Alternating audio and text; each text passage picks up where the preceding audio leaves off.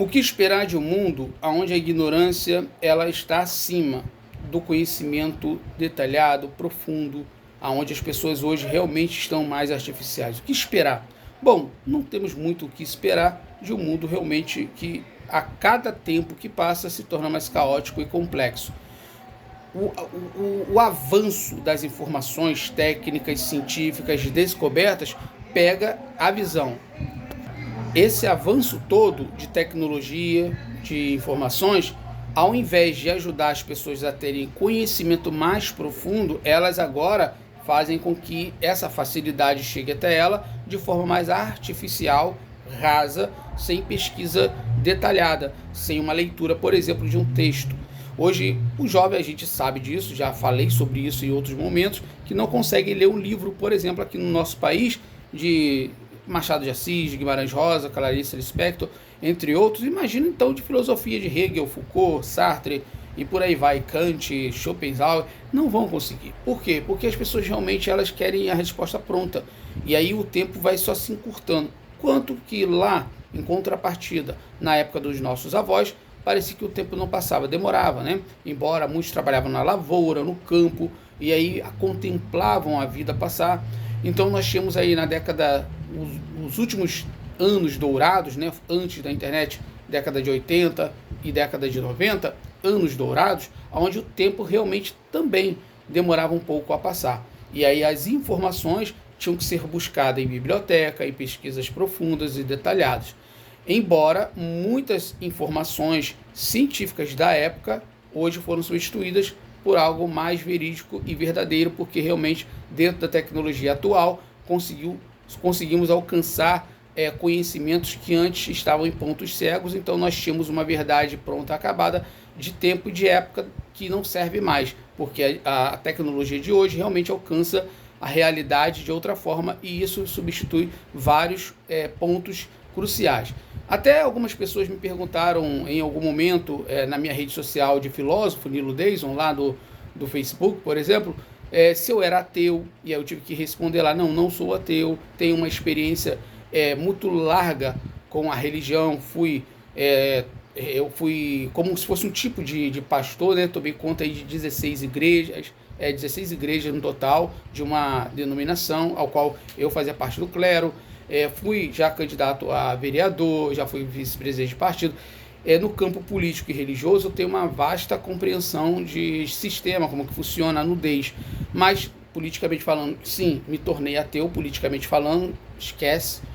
E quanto que no campo religioso, não, eu acredito em Deus, né? Mas não no Deus da religião, que ele é um pouco mais, podemos dizer assim, condicionado a um sistema criado. Então esse sistema criado está vencido, né? Nós pegamos aí, por exemplo, a antiga mitologia. Se a gente for parar para analisar muita coisa que na antiga mitologia já foram rezados dentro de textos na época, foram plagiados e colocados dentro de sistemas religiosos, como por exemplo, vários ocorridos eventos acontecidos dentro da Bíblia Sagrada, alguns dentro da Corá e outras religiões. Hoje nós temos aí mais de 100 mil religiões catalogadas, temos aí mais de, sei lá, milhões de deuses. Se você pegar ao longo da história da humanidade, nós vamos ter deuses de todos os tipos que você nem pode imaginar. E todos eles dizendo que era a realidade, que era a verdade, que era o Deus verdadeiro.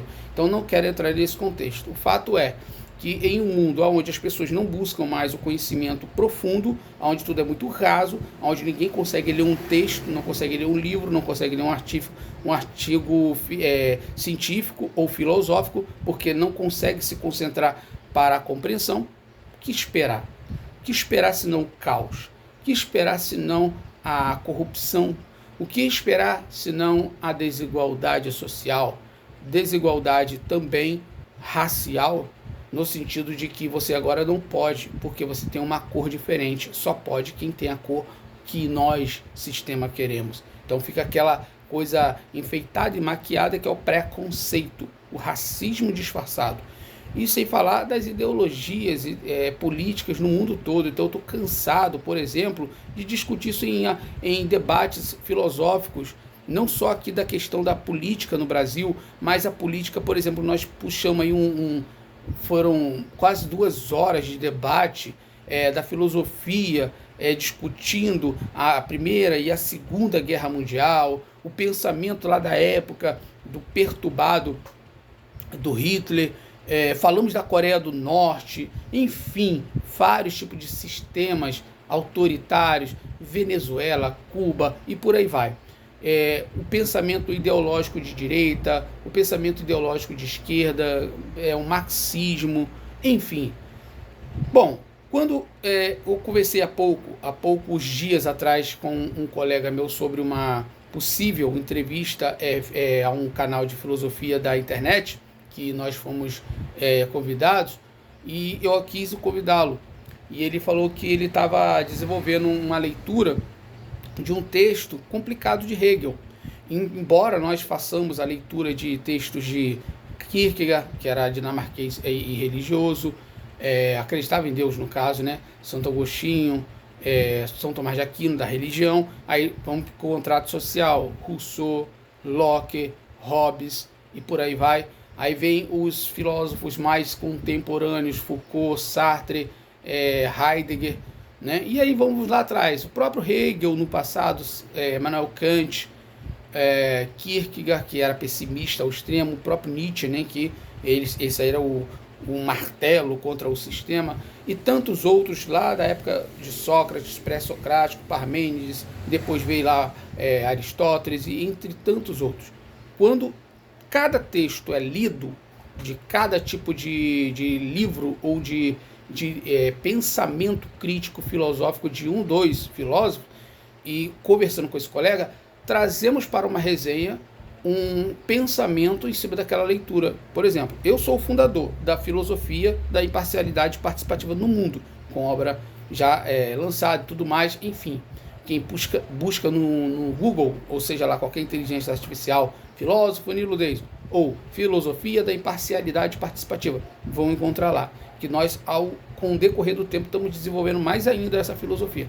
Mas quando nós lemos um texto complicado e complexo de um desses filósofos, nós trazemos ali uma ideia de pensamento crítico não voltado ao nosso idealismo, mas principalmente, como eu falei com esse colega meu, o respeito pelo texto original da proposta a priori do autor. A partir do entendimento da proposta do autor, aí sim se defende uma tese sobre uma possível visada diferente do mesmo texto, segundo um pensamento próprio do leitor. E a partir daí é desenvolvida uma tese em cima daquilo que foi tratado para defender um outro pensamento, um pensamento equivalente, mas talvez com um ajuste aqui ou acolá, ou simplesmente uma dualidade, um oposto àquele pensamento. Então, na literatura da filosofia, o texto tem que ser entendido. E o que esperar de uma sociedade que não consegue compreender um texto de 30, 40 linhas? Ver jovens reclamando na fila lá do Enem, reclamando dos textos que eles vão ter que interpretar do Enem. 40 linhas, eles estão desesperados. E olha que eu não tenho nenhum problema em falar que eu só tenho, na prática, a 4ª série. Né? Eu só tenho isso, porque realmente eu repeti de ano e tudo mais. Alguns sabem da minha biografia, e depois com a vida adulta eu tive que realmente comprar o meu 2º grau para poder trabalhar numa empresa na época, e depois fiz uma faculdade de filosofia tendo só a 4ª série, mas com o diploma oficial ali, entrou no diário oficial no caso, consegui fazer uma faculdade, mas veio a pandemia na época, e aí eu tranquei com 2 anos e meio, e eu ia me tornar docente, mas não me tornei. Então, o que eu quero dizer com isso? Hoje, com o tanto de experiência de vida que eu tenho, praticamente coisas na prática que eu vivi em vários campos da vida, sendo criado onde eu fui, Complexo do Alemão, saí de lá, já adulto, formado, sempre estou lá, porque é a minha comunidade, minha casa, minha vida, podemos dizer assim. Eu sempre defendo e sou apaixonado pelo Complexo do Alemão, mas a ideia é que a minha filosofia alcance realmente, a filosofia da imparcialidade participativa, alcance futuramente leitores, que é a filosofia da imparcialidade participativa. Agora, para tratar do que esperar da sociedade, nada, porque sirva-me o café, porque o mundo acabou. Não existe. Tem tanta coisa que eu já li, tanta coisa que eu já vivi, e quando eu paro para analisar, eu não analiso em cima somente do texto, dos textos que eu li, que cria realmente uma dimensão cognitiva de reflexão muito rápida, de organização de pensamento, mas também e principalmente a experiência com os setores da política, onde eu fui vice-presidente, onde realmente eu via nudez de perto, bem clara, sentando na mesa com grandes figurões e ouvindo, inclusive em alguns casos não podíamos nem estar com o celular ligado, porque ali era uma nudez organizada que você ficou ali no meio, quando você foi ver, caramba, eu não sabia de verdade que era dessa forma. E você vê várias coisas erradas, corrupções, desvios e tudo mais, e você tem que sair na hora. Foi o que aconteceu comigo e por isso eu me tornei um ateu, politicamente falando. E no campo da religião, respeitando todas elas, não acredito na religião como a ideia de Deus universal, mas Deus é muito mais do que a religião apresenta. Isso aí é outro papo, é outra conversa, então cada um no seu quadrado, respeito todos e tá tudo bem. Mas finalizando, o que esperar da sociedade que não lê livros, que não debate de forma organizada o pensamento construtivo? Aí vem esse pensamento massivo, extremista, de direita, de esquerda, e papai, essas guerras todas. Então, eu fiz uma gravação no Instagram, eu tenho 2 Instagram, um da minha carreira de corretor de imóveis e outro na minha carreira de palestrante. Então, eu deixei lá explicando um pouco sobre essa questão de você ter realmente um posicionamento firme em relação aos problemas da sociedade, e acho que se eu não tenho como debater no mesmo tamanho com alguém que não leu, que não tem feito pesquisas, não tenho por que entrar numa briga que não é minha, não vale a pena. Então não mexa com o meu silêncio se não for para me apresentar uma companhia de verdade, porque o mundo está cheio de adultos infantilizados, cadáveres adiados, servidão voluntária pura, pessoas realmente pobres de espírito, mas isso é outra conversa. Então fica aqui a dica: quer o debate filosófico com profundidade técnica? Chega para perto, vamos debater e aí a gente chega talvez em alguma conclusão. Se não, a gente vai, desliga a luz depois, cada um pega a sua cadeira, o último que sair apaga as luzes. E vida que segue nesse grande teatro de Deus, ou grande teatro inventado pelos homens, que eles chamam Deus, mas na verdade são deuses criados pela mente louca de cada um deles.